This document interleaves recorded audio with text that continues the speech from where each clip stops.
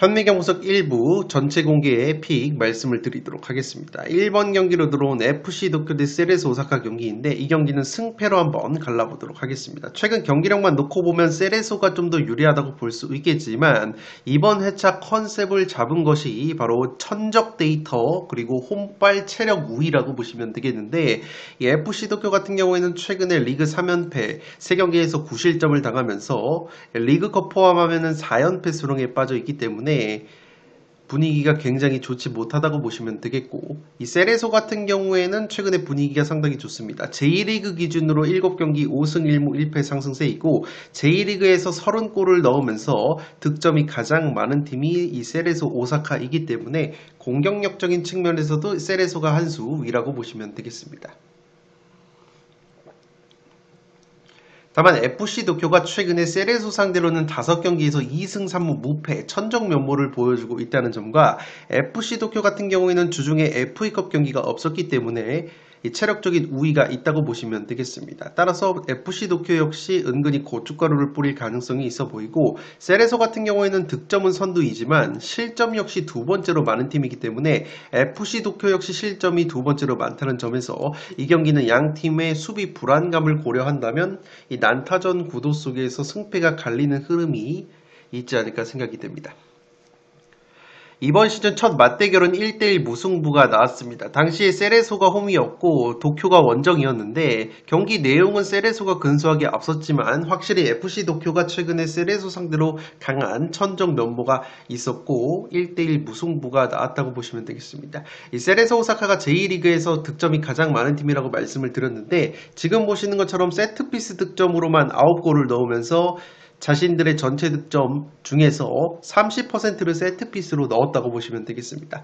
반대로 이 FC 도쿄 같은 경우에는 지금 보시는 것처럼 세트피스 실점이 무려 9골, J리그에서 세트피스 실점이 가장 많은 팀 중에 하나이고 전체 실점 중에서 무려 34.62%를 세트피스 실점으로 하고 있기 때문에 도쿄가 세레소의 강력한 세트피스에 의해서 실점을 하는 그림이 그려지지 않나 싶습니다.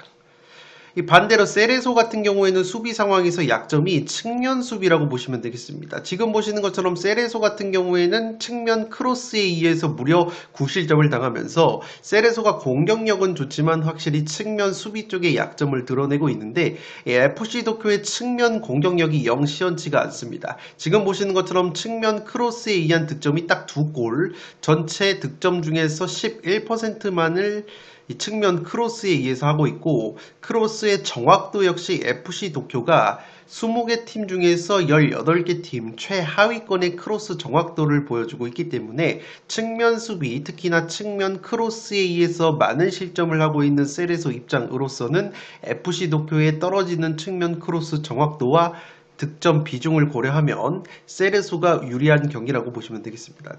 따라서 최근에 경기력 자체가 세레소가 좋다는 점, 그리고 세레소의 최대 강점인 세트피스 상황에서 FC 도쿄가 실점이 많다는 점, 반대로 세레소의 최대 약점인 측면 수비 상황에서 FC 도쿄가 측면 크로스 정확도와 측면 크로스 득점 비중이 매우 떨어진다는 점을 고려한다면 이 경기는 단통 픽으로는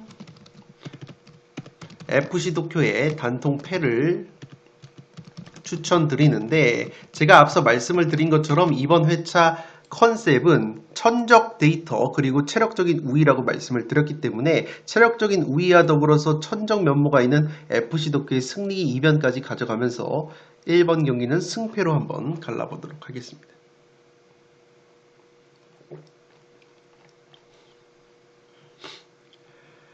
이 두 번째 경기 김천 상무 대 포항 경기입니다. 이 경기 역시 승패로 갈라보도록 하겠습니다. 1번 분석과 맥락이 비슷하다고 보시면 되겠습니다. 최근 경기력 자체는 1번 경기처럼 원정팀이 더 좋다고 보시면 되겠습니다.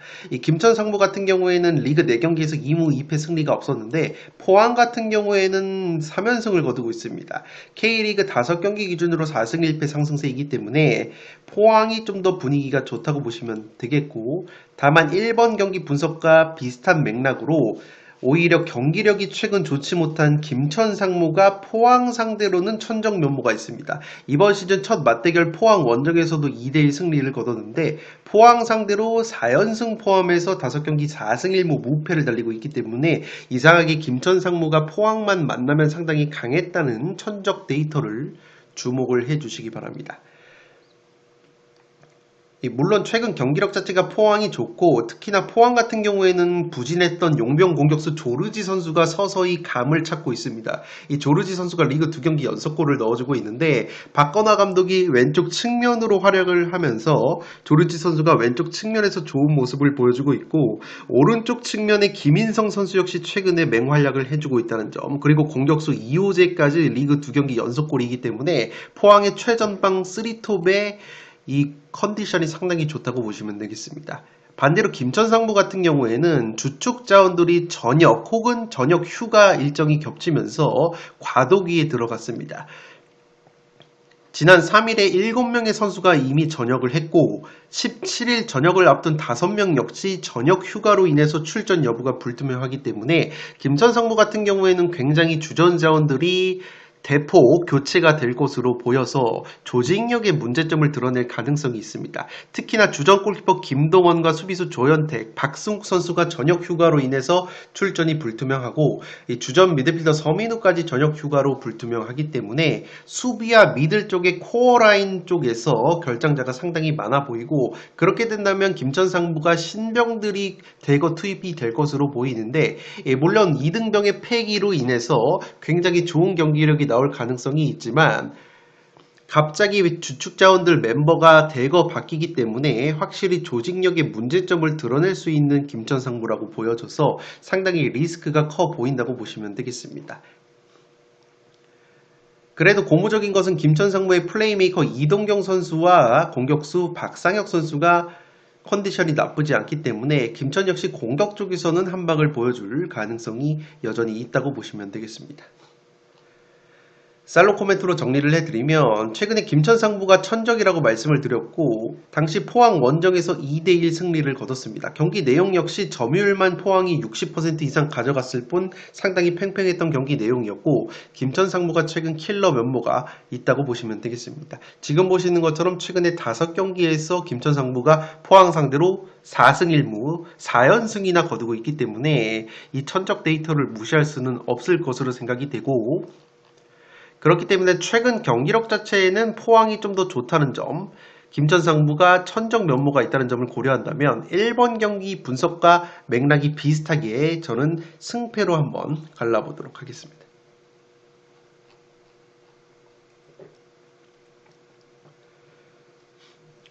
세 번째 경기 수원FC 대 FC 안양의 경기입니다. 이 경기는 상당히 선택하기 어려웠는데 단통 무승부로 가보도록 하겠습니다. 사실 승무패가 모두 보이는 경기라서 승무패로 깔끔하게 지우고 싶은 경기이지만 하나만 찍으라면 그래도 단통 무승부라고 생각이 되고 있습니다.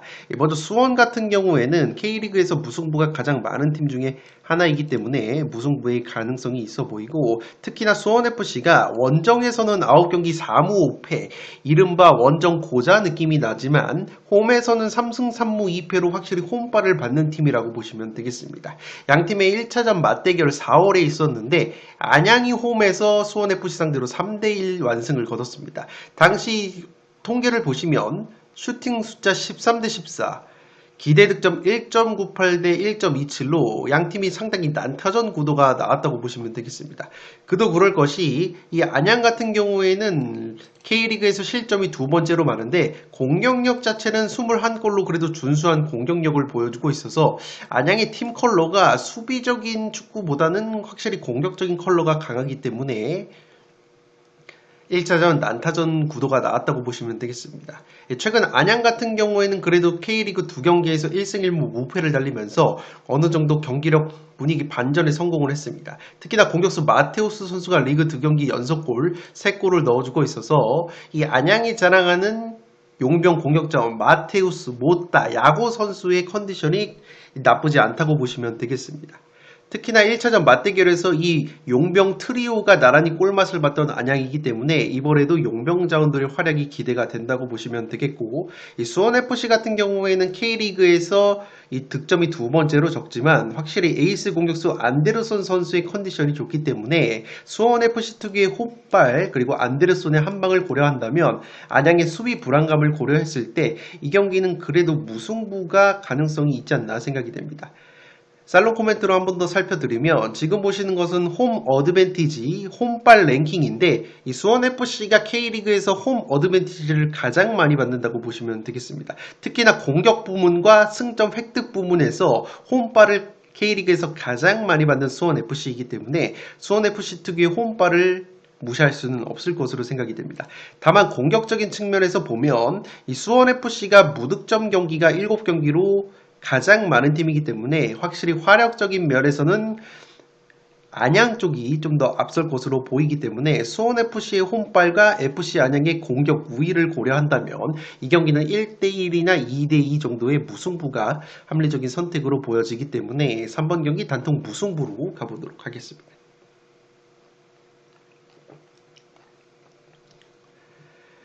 네 번째 경기 제주 대 대구 경기입니다. 승무로 한번 가보도록 하겠습니다. 최근 분위기는 제주가 더 좋다고 보시면 되겠는데 K리그 2연승 포함해서 4경기에서 2승 2무 무패를 달리면서 중위권 도약의 발판을 마련을 하고 있다고 보시면 되겠습니다. 특히나 베테랑 플레이메이커 남태희 선수가 FC 서울 상대로 2개의 어시스트, 그리고 공격수 유인수 선수가 FC 서울 상대로 2골을 넣으면서 제주의 상승세를 이끌고 있다고 보시면 되겠고, 이 무엇보다 제주의 심장이었던 베테랑 미드필더 이창민 선수가 군복무를 마친 다음에 친정팀으로 돌아왔기 때문에 굉장히 큰 힘이 될 것으로 생각이 됩니다.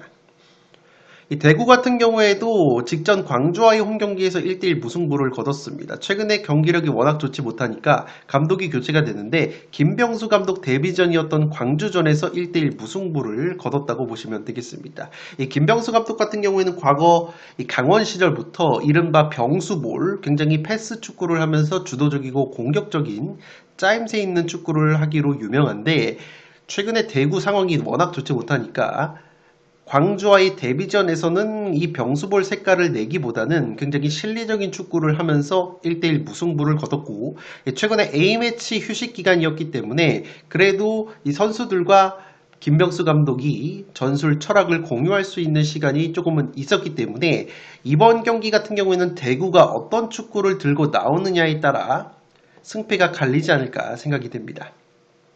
특히나 대구 역시 베테랑 오승훈 골키퍼가 부상해서 돌아왔기 때문에 제주의 빈곤한 공격력 고려한다면 이 경기 무승부의 가능성이 충분히 있지 않나 싶습니다. 다만 에이스 공격수 대구의 세징야 선수는 여전히 부상 여파로 출전이 어려울 것으로 보이기 때문에 대구 역시 공격 쪽에 문제가 있을 것으로 생각이 되고, 특히나 원정 8경기에서 2무 6패로 원정 성적 꼴찌인 대구이기 때문에 승리까지 바라는 것은 조금 어렵지 않나 생각이 됩니다.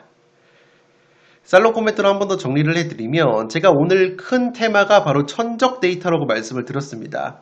이 제주와 대구가 천적 면모가 있습니다. 이번 시즌 첫 맞대결에서 대구가 3대1로 승리를 거뒀고, 최근에 이 제주 상대로는 대구가 4경기에서 3승 1무 무패를 거두면서 확실히 제주 킬러다운 면모가 있기 때문에 대구 역시 쉽사리 패할 것 같지 않은 느낌이 든다고 보시면 되겠습니다. 지금 보시는 것처럼 대구 같은 경우에는 원정 성적이 꼴찌이기 때문에 이변이 나온다면 무승부가 합리적으로 보여지고, 앞서 말씀을 드린 것처럼 최근에 4경기에서 대구가 3승 1무 무패, 제주의 천적 면모가 있다는 점을 고려한다면 무승부까지 충분히 가져갈 수 있는 경기라고 생각이 됩니다. 이 대구가 김병수 감독 체제에서 그래도 A매치 브레이크 기간에 손발을 많이 맞춰봤기 때문에 만약에 대구가 김병수 감독 스타일대로 조금은 짜임새 있고 패스 축구를 들고 나온다면, 오히려 제주 같은 경우에는 최근에 김학범 감독 체제에서 전방 압박을 강력하게 가하면서 공을 빼앗아서 득점으로 만들어내는 역습이 상당히 좋기 때문에 이 대구가 짧은 시간 동안에 어설프게 이른바 병수볼을 학습을 해서 주도적인 축구를 하려고 한다면 제주 원정에서 제주의 조직적인 압박에 의해서 공을 빼앗기면서 제주가 승리를 거둘 가능성이 있어 보이고, 마찬가지로 이 대구가 지난 1차전 광주와의 이 데뷔전, 김병수 감독의 데뷔전이었던 광주전처럼 병수볼이 아니라 실리적인 축구를 들고 나온다면 오히려 제주가 홈에서 주도적이고 공격적인 운영을 해야 되기 때문에 제주 같은 경우에는 자신들이 주도하는 구도 속에서 오히려 굉장히 빈곤한 공격력을 보여주는 팀이기 때문에 이 무승부의 가능성이 충분히 있어 보여서 이번 경기는 대구 김병수 감독이 어떤 축구를 들고 나오느냐에 따라서 승리냐 무승부가 갈리지 않을까 생각이 되고 있습니다. 지난 1차전 맞대결 역시 제주가 점유율을 68% 가져갔지만 32% 가져갔던 대구에게 패배를 당했기 때문에 이 경기는 어떤 팀이 주도적인 경기 운영을 하느냐에 따라서 갈릴 것으로 보여서 4번 경기 승무로 가보도록 하겠습니다.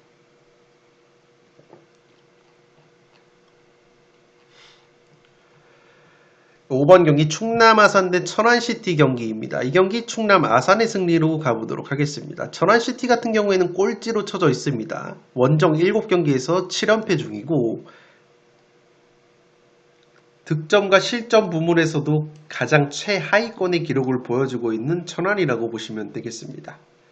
다만 기분 좋은 것은 이 천안의 유일한 1승이 바로 충남 아산과의 3월달 홈경기 1대0 승리였기 때문에 한번 천안이 승리를 거둬봤다는 점은 충남 아산에게는 은근히 꺼림직한 부분이라고 할 수 있겠지만 이 충남 아산이 최근에 분위기가 상당히 좋습니다. 리그 4경기에서 3승 1무 무패를 달리면서 이 충남 아산의 전력에 걸맞은 경기력이 나오고 있다고 보시면 되겠고 특히나 이 베테랑 측면 자원인 한교원 선수가 최근에 리그 4경기 2골 2도움 그리고 공격수 김종민 선수가 리그 3경기 연속골 4골이나 넣어주면서 한교원, 김종민 공격 원투펀치의 컨디션이 상당히 좋은 충남 아산이기 때문에 지난 3월 천안 원정 0대1 이 치욕적인 패배를 갚아줄 수 있는 경기가 되지 않을까 싶습니다. 다만 충남 아산 같은 경우에는 K리그2에서 무승부가 가장 많은 팀이기 때문에 이 무승부의 이변의 가능성을 조금은 점쳐봤지만 최근에 경기력 자체가 충남 아산이 훨씬 좋고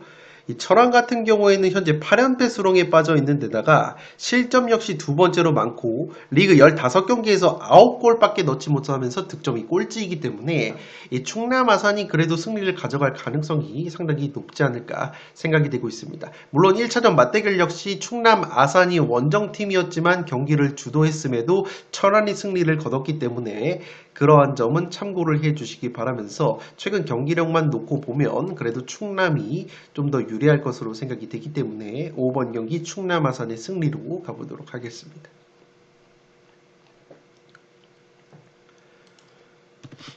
6번 경기 부천 대 서울 이랜드 경기입니다. 이 경기는 사실 보자마자 무승부 구미가 당겼던 경기인데 부천의 패배로 한번 가보도록 하겠습니다.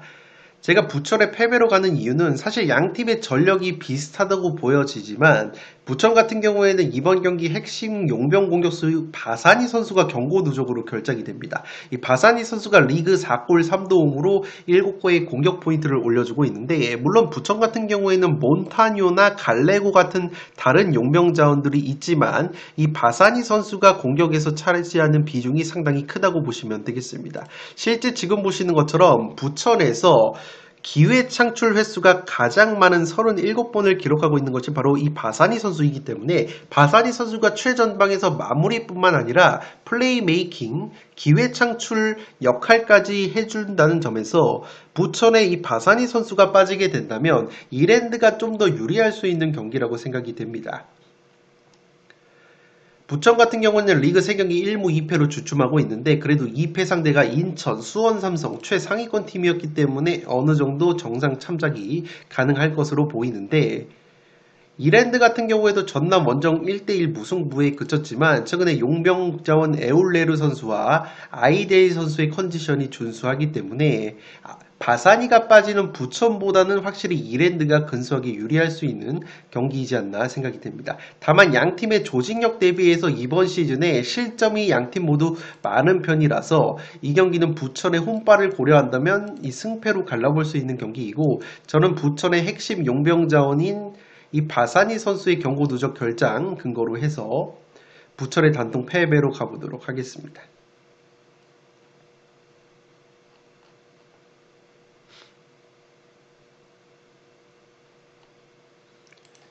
현미경 분석 1부 마지막 경기 7번 경기로 들어온 충북 청주 대 성남 경기입니다. 이 경기는 저득점 무승부로 한번 가보도록 하겠습니다. 개인적으로 승부패가 모두 보였던 경기인데 양팀의 빈곤한 공격력 그리고 최근에 맞대결 무승부가 많았다는 점을 고려한다면 하나만 찍으면 무승부 구미가 당기지 않나 싶습니다. 먼저 최근 맞대결을 보시면 3연속 무승부였습니다. 7경기 기준으로 무승부가 무려 4번이나 나왔고 이번 시즌 3월 첫 맞대결에서도 1대1 무승부가 나왔습니다. 최근에 경기력을 보시면 충북 청주 리그 6경기 2무 4패, 성남 같은 경우에 8경기 3무 5패로 양팀 모두 굉장히 좋지 못한 성적을 보여주고 있습니다. 물론 충북 청주 같은 경우에는 K리그2에서 실점이 가장 많고 성남 같은 경우에도 그래도 실점이 두 번째로 적은 팀이기 때문에 수비 조직력을 고려하면은 그래도 이 성남이 조금 더 유리할 수 있다고 보여지지만 성남 같은 경우에는 원정에서 1승 3무 3패로 확실히 원정에서는 경기력 기복이 있다는 점, 충남 아산과 더불어서 성남이 무승부가 K리그2에서 가장 많다는 점, 성남 역시 수비력은 좋지만 공격력이 하위권이라는 점을 고려한다면 이 경기는 0대0이나 1대1의 저득점 무승부 의미가 굉장히 당기지 않나 싶습니다. 용병 공격수 역시 충북 청주는 가브리엘 그리고 성남 같은 경우에는 후이즈라는 한방을 보여줄 수 있는 자원이 있기 때문에 1차전 맞대결과 마찬가지로 1대1 정도의 무승부 구미가 당기는 매치가 되지 않을까 싶습니다. 실제 지금 보시는 것처럼 최근에 양팀이 만나기만 하면 1대1 스코어가 상당히 많았고 그만큼 팽팽했기 때문에 양팀의 떨어지는 공격력 그리고 성남의 탄탄한 수비력과 최다 무자비 면모, 원정에서 경기력이 떨어지는 점을 고려한다면 이 경기 한번 저득점 무승부로 가보도록 하겠습니다. 7번 경기 단통 무승부로 가보도록 하겠습니다. 네, 이것으로 승부패 41회차 현미경 분석 1부 전체 공개로 말씀을 드렸고 나머지 8번부터 14번 경기 현미경 분석 2부는 풋볼살롱 유튜브 멤버십 전용으로 말씀을 드리도록 하겠습니다. 서두에서 말씀을 드렸듯이 이 K리그2, J리그, K리그 조합은 이 최종픽, 제가 말씀드리는 최종픽이 절대 정답지가 될 수 없기 때문에 제가 선택을 하게 된 근거를 말씀을 드렸고 그 근거에 동의가 되시면 저랑 같은 픽을 가셔도 되지만 제가 말씀을 드리는 근거 내용을 바탕으로 다른 해석이 되신다면 소신껏 자신만의 픽으로 1등을 도전을 해 보실 것을 권장드리도록 하겠습니다. 지금까지 풋볼 살롱이었습니다. 감사합니다.